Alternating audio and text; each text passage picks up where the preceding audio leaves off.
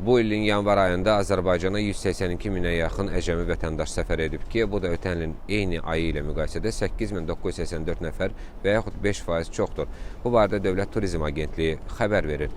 Məlumata görə ötən ay turist axını Rusiyadan illik müqayisədə 2% artımla 42342 nəfər, Türkiyədən 15% artımla 36536 nəfər, İrandan isə 2,1% artımla 15399 nəfər olub. İlk onluqda qərarlanan digər ölkələr Gürcüstan, Pakistan, Qazaxıstan, Özbəkistan və İsrail olub. Mərkəzi Asiyanın əsas bazarlarından olan Qazaxıstandan gələnlərin sayı 5676 nəfər təşkil edib ki, bu da 2,5% artım deməkdir.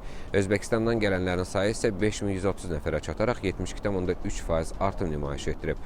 Bu ildən Dövlət Turizm Agentliyi və tabeliyindəki Azərbaycan Turizm Bürosu hədəf ölkələrdə ənənəvi təbliğat üsulları ilə yanaşı rəqəmsal alətlərdən və sosial media kampaniyalarından daha geniş şəkildə istifadə etməklə marketinq və kommunikasiya fəaliyyətlərinin gücləndirilməsini planlaşdırır.